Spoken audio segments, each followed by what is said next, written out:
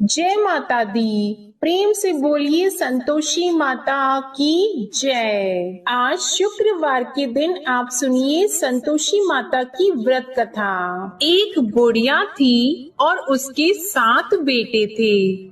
6 बेटे कमाने वाले थे और एक बेटा निकम्मा था। बुढ़िया माँ 6 पुत्रों की रसोई बनाती, भोजन कराती और पीछे से जो कुछ बचता वो 7वें पुत्र को दे देती।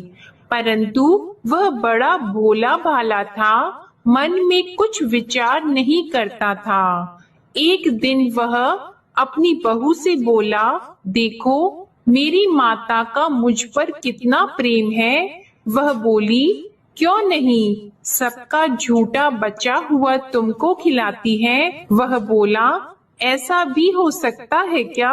मैं जब तक आंखों से न देखूं मान नहीं सकता।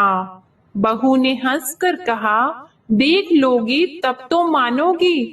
कुछ दिन बाद बड़ा त्योहार आया। घर में 7 प्रकार के भोजन और चूरमा के लड्डू बने। वह जांचने को सर के दर्द का बहाना कर पतला कपड़ा सिर पर ओढ़कर रसोई घर में सो गया और कपड़े में से सब देखता रहा। 6 भाई भोजन करने आए।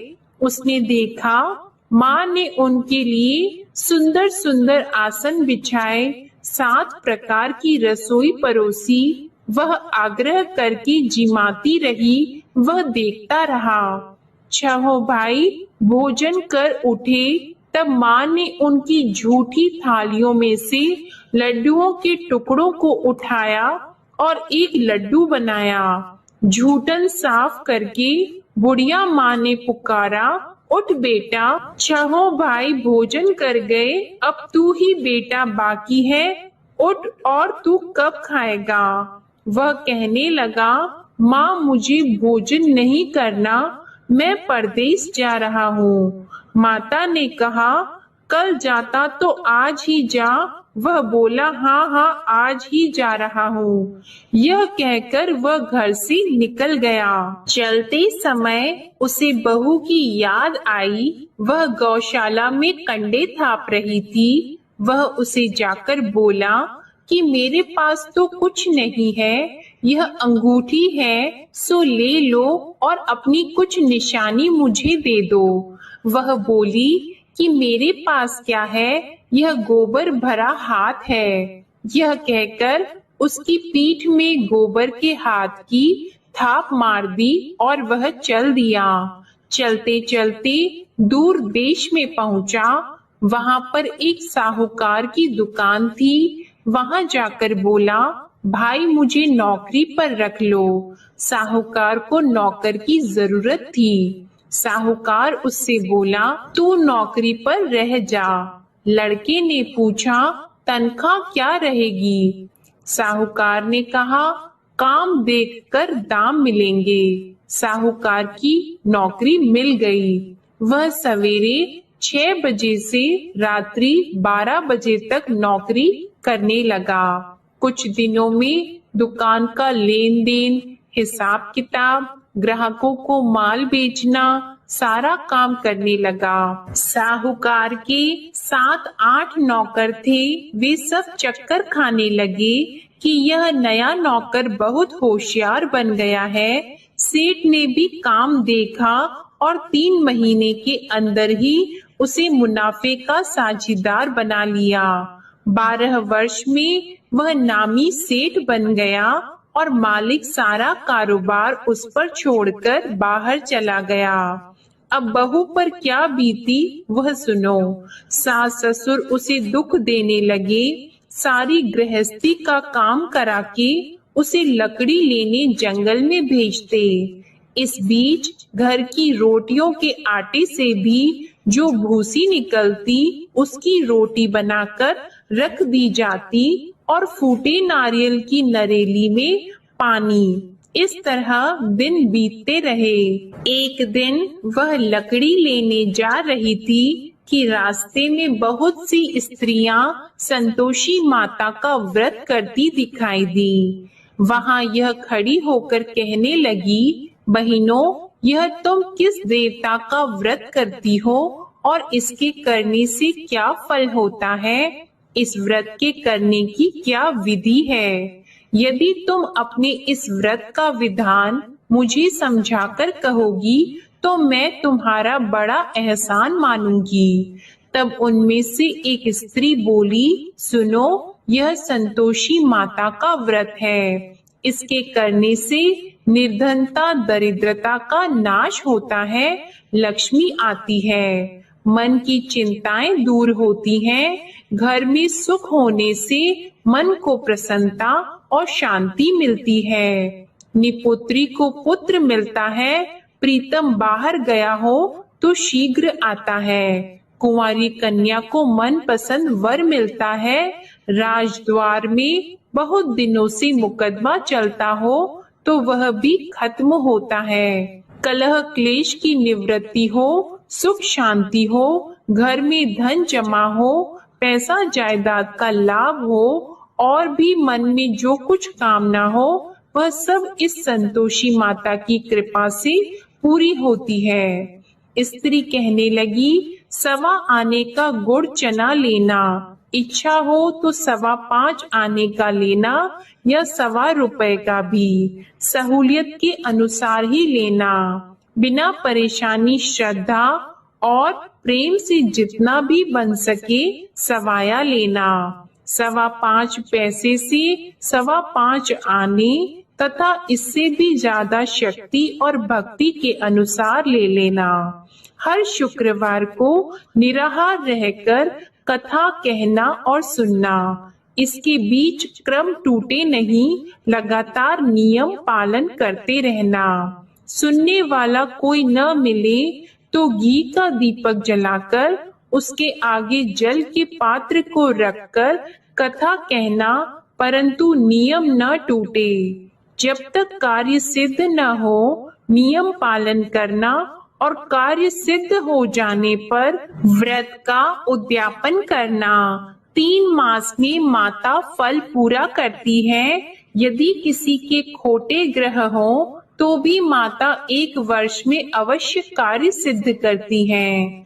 कार्य सिद्ध होने पर ही उद्यापन करना चाहिए, बीच में नहीं करना चाहिए। उद्यापन में 2.5 सेर आटे का खाजा तथा इसी अनुसार से खीर तथा चने का साग बनाना, 8 लड़कों को भोजन कराना, जहाँ तक मिले देवर जेठ भाई बंधु कुटुंब के लड़के लेना, न मिले तो रिश्तेदारों और पड़ोसियों के लड़के बुलाना, उन्हें भोजन कराकर यथाशक्ति दक्षिणा देना और माता का नियम पूरा करना। उस दिन घर में कोई खटाई नहीं बनाना। यह सब सुनकर बुढ़िया की बहू वहां से चल दी। रास्ते में लकड़ी के बोझ को बेच दिया और उन पैसों से गुड़ चना लेकर माता के व्रत की तैयारी करने लगी। आगे चली और सामने मंदिर है। यह सुनकर माता के मंदिर में जाकर माता के चरणों में लौटने लगी। इसके बाद वह माँ से विनती करने लगी कि हे माँ, मैं निपट मूर्ख हूँ, व्रत के नियम कुछ नहीं जानती हूँ, मैं बहुत दुखी हूँ। हे माता जग जननी, मेरा दुख दूर करो, मैं आपकी शरण में हूँ। माता को दया आई। एक शुक्रवार बीता कि दूसरे शुक्रवार को ही इसके पति का पत्र आया और तीसरे को उसका भेजा हुआ पैसा भी आ पहुंचा।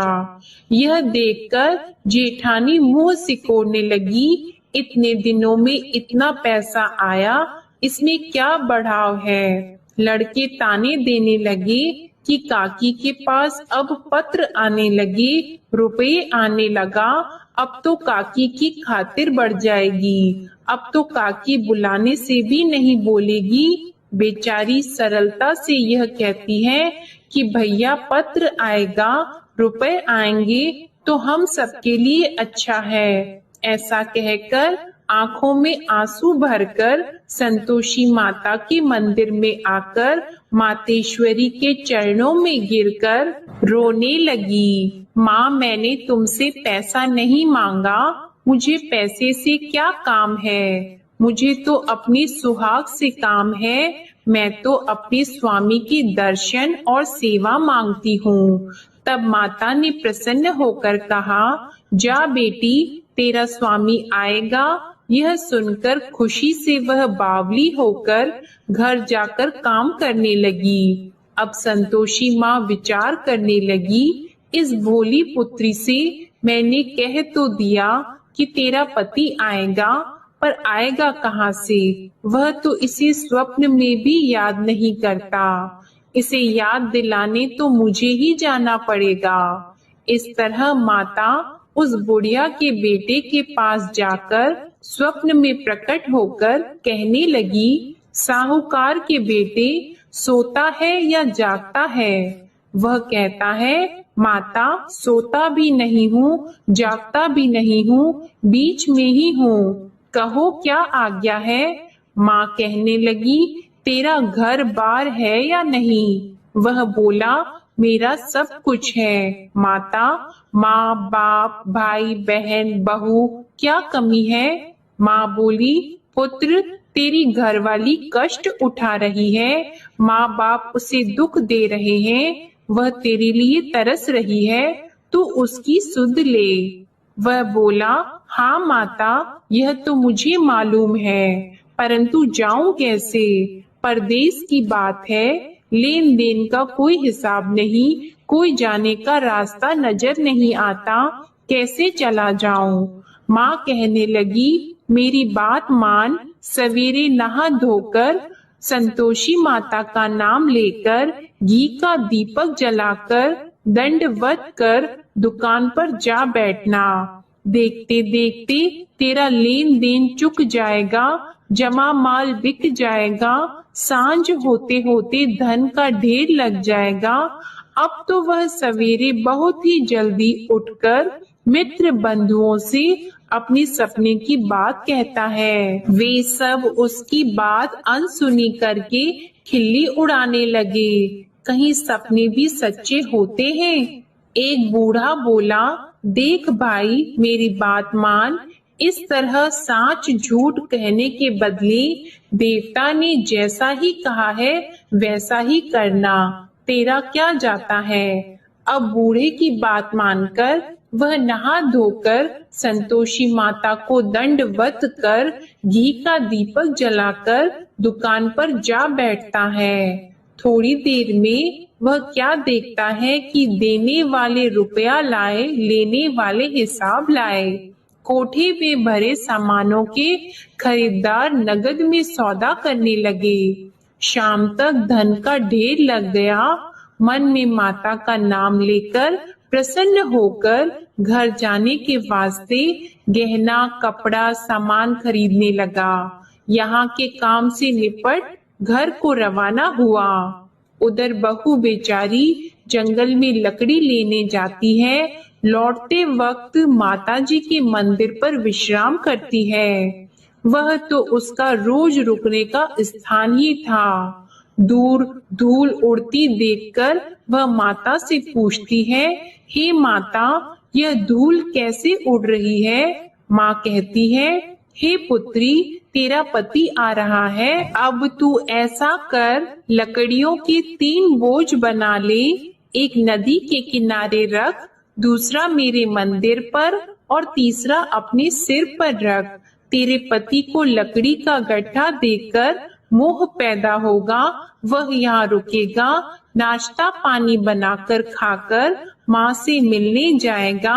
तू लकड़ी का बोझ उठाकर जाना और बीच चौक में गड्ढा लाकर 3 आवाजें जोर से लगाना। लो सासू जी, लकड़ियों का गड्ढा लाई हूँ, भूसी की रोटी दो, नारियल के खोपड़े में पानी दो। आज कौन मेहमान आया है? माँ की यह बात सुनकर वह बहुत अच्छा माताजी कहकर प्रसन्न मन होकर लकड़ियों के 3 गड्ढे ले आई। एक नदी के तट पर एक माता के मंदिर पर रखा। इतने में ही वह मुसाफिर आ पहुंचा। सूखी लकड़ी देखकर उसकी इच्छा हुई कि अब यहीं निवास करें और भोजन बनाकर खा पीकर गांव जाएं। इस प्रकार भोजन बनाकर विश्राम लेकर गांव को गया।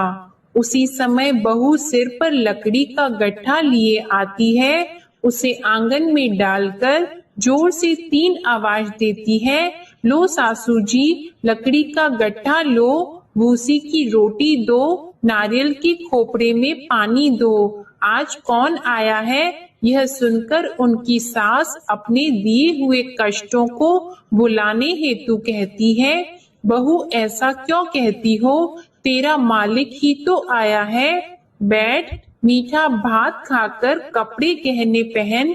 इतने में आवाज सुनकर उसका स्वामी बाहर आता है और अंगूठी देखकर व्याकुल हो जाता है। माँ से पूछता है, माँ यह कौन है? माँ कहती है, बेटा ये तेरी बहू है। आज 12 वर्ष हो गए जब से गया है, तब से सारे गांव में जानवर की तरह भटकती फिरती है। काम काज घर का कुछ करती नहीं, 4 समय आकर खा जाती है। अब तुझे देखकर भूसी की रोटी और नारियल के खोपड़े में पानी मांगती है। वह लज्जित होकर बोला, ठीक है माँ, मैंने इसे भी देखा और तुम्हें भी। अब मुझे दूसरे घर की चाबी दो तो मैं उसमें रहूंगा। ठीक है बेटा, जैसी तेरी मर्जी। यह कहकर माँ ने चाबी का गुच्छा उसे दे दिया। उसने लेकर दूसरे कमरे को खोलकर सारा सामान जमाया और एक दिन में ही वहाँ राजा के महल जैसा ठाट बाट बन गया। अब क्या था, वह सुख भोगने लगी। इतने में अगला शुक्रवार आया। उसने अपने पति से कहा, मुझे माता का उद्यापन करना है। उसका पति बोला, बहुत अच्छा, कर लो, अपनी खुशी से यह भी कर लो। तुरंत ही वह उद्यापन की तैयारी करने लगी। जेठ के लड़के को भोजन के लिए कहने लगी। उसने मंजूर किया, परंतु पीछे जेठानी अपने बच्चों को सिखाती है, देखो भोजन के समय सब लोग खटाई मांगना, जिससे इसका उद्यापन पूरा ना हो। लड़के खाना खाने आए, खीर पेट भरकर खाई, परंतु बात याद आते ही कहने लगे, हमें कुछ खटाई खाने को दो, खीर खाना हमें भाता नहीं, यह देखकर अरुचि होती है। बहू कहने लगी, खटाई किसी को नहीं दी जाएगी, यह तो संतोषी माता का प्रसाद है। लड़के उठकर खड़े हुए और बोले, पैसे लाओ। भोली बहू कुछ जानती नहीं थी, सो उन्हें पैसे दे दिए। लड़के उसी समय उठकर इमली लेकर खाने लगे। यह देखकर बहू पर माता ने कोप किया। राजा के दूत उसके पति को पकड़कर ले गए और जेठ जेठानी मन माने खोटे वचन कहने लगे। लूट लूट कर धन इकट्ठा कर लाया था, सो राजा के दूत उसे पकड़कर ले गए हैं। अब सब मालूम हो जाएगा जब जेल की रोटी खाएगा। बहू से यह वचन सहन नहीं हुआ। रोती रोती माता के मंदिर में गई और बोली, हे माता, तुमने यह क्या किया?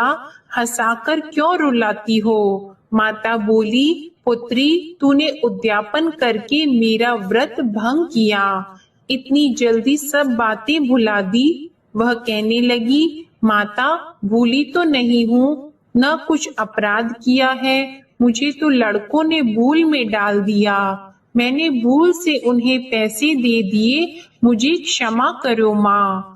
माँ बोली, ऐसी भी कहीं भूल होती है? वह बोली, माँ मुझे माफ कर दो, मैं फिर तुम्हारा उद्यापन करूंगी। माँ बोली, अब भूल मत करना। वह बोली, अब भूल नहीं होगी माता, अब बताओ वे कैसे आएंगे? माँ बोली, जा पुत्री, तेरा मालिक तुझे रास्ते में ही आता मिलेगा। वह निकली, रास्ते में पति आता मिला तो उसने पूछा, तुम कहाँ गए थे? वह कहने लगा, इतना धन जो कमाया है उसका टैक्स राजा ने मांगा था वह भरने गया था। वह प्रसन्न होकर बोली, अच्छा हुआ, अब घर चलो। कुछ दिन बाद फिर शुक्रवार आया तो वह बोली, मुझे माता का उद्यापन करना है। पति ने कहा, कर लो। वह फिर जेठ के लड़कों से भोजन को कहने लगी तो जेठानी ने एक दो बातें सुनाई और लड़के सिखा दिए कि तुम पहले ही खटाई मांग लेना। लड़के कहने लगे कि हमें खीर खाना नहीं भाता, कुछ खटाई खाने को दो। तो बहू बोली, खटाई खाने को नहीं मिलेगी, खाना हो तो खाओ। यह कहकर ब्राह्मणों के लड़के लाकर भोजन कराने लगी। यथाशक्ति दक्षिणा की जगह एक एक फल उन्हें दिया। इससे संतोषी माता प्रसन्न हुई। माता की कृपा होते ही 9वें मास उसको चंद्रमा के समान सुंदर पुत्र प्राप्त हुआ। वह पुत्र को लेकर प्रतिदिन माता जी के मंदिर को जाने लगी। माँ ने सोचा कि यह रोज आती है, आज क्यों न मैं ही इसके घर चलूं, इसका आसरा देखूं तो सही। यह विचार कर माता ने भयानक रूप बनाया। गुड़ और चने से सना मुख, ऊपर से सूंड के समान होठ, उस पर मक्खियां भिनभिना रही हैं। दहलीज में पैर रखते ही उसकी सास चिल्लाई, देखो कोई चुड़ैल डाकिनी चली आ रही है, लड़कों इसे भगाओ नहीं तो किसी को खा जाएगी। लड़के डरने लगे, चिल्लाकर खिड़की बंद करने लगे। बहू रोशनदान में से देख रही थी। प्रसन्नता से पगली होकर चिल्लाने लगी कि आज मेरी माता मेरे घर आई है। यह कहकर बच्चे को दूध पिलाने से हट जाती है। इतने में सास का क्रोध फूट पड़ा। वह बोली कि इसे देखकर कैसे उतावली हुई जो बच्चे को पटक दिया। इतने में माँ के प्रताप से जहाँ देखो वहाँ लड़के ही लड़के नजर आने लगे। बहू बोली, माँ जी, मैं जिनका व्रत करती हूँ यह वह संतोषी माता है। इतना कहकर झट से सारे घर के किवाड़ खोल दिए और सबने माता के चरण पकड़ लिए और विनती कर कहने लगे, हे माता, हम मूर्ख हैं, अज्ञानी हैं, तुम्हारी व्रत की विधि हम नहीं जानते हैं। तुम्हारा व्रत भंग करके हमने बहुत बड़ा अपराध किया है। हे माता, बहू को जैसा फल दिया वैसा सबको देना। जो भी यह कथा पढ़ेगा या सुनेगा उसके सभी मनोरथ पूर्ण होंगे। प्रेम से बोलिए संतोषी माता की जय। आइए अब सुनते हैं संतोषी माता की आरती। जय संतोषी माता मैया, जय संतोषी माता, अपने सेवक जन की सुख संपत्ति दाता। जय संतोषी माता मैया, जय संतोषी माता, सुंदर चीर सुनहरी माँ धारण की हो, हीरा पन्ना दम के तन श्रृंगार लीन हो। जय संतोषी माता मैया, जय संतोषी माता, गेरू लाल छटा छवि बदन कमल सोहे, मंद हंसत करुणामय, मंद हंसत करुणामय, त्रिभुवन जन मोहे। जय संतोषी माता मैया, जय संतोषी माता, स्वर्ण सिंहासन बैठी चवर ढुरे प्यारे, धूप दीप मधुमेवा भोग धरे न्यारे। जय संतोषी माता मैया, जय संतोषी माता, गुड़ अरु चना परम प्रिय तामे संतोष कियो, संतोषी कहलाई, भक्तन वैभव दियो। जय संतोषी माता, मैया जय संतोषी माता। शुक्रवार प्रिय मानत आज दिवस सोही, भक्त मंडली छाई, कथा सुनत मोही। जय संतोषी माता, मैया जय संतोषी माता। मंदिर जगमग ज्योति, मंगल ध्वनि छाई, विनय करी हम बालक, चरणन सिर नाई। जय संतोषी माता, मैया जय संतोषी माता। भक्ति भावमय पूजा अंगीकृत कीजिए, जो मन बसे हमारी, इच्छा फल दीजिए। जय संतोषी माता, मैया जय संतोषी माता। दुखी दरिद्री रोगी संकट मुक्त किए, बहु धन धान्य भरे घर, सुख सौभाग्य दिए। जय संतोषी माता, मैया जय संतोषी माता।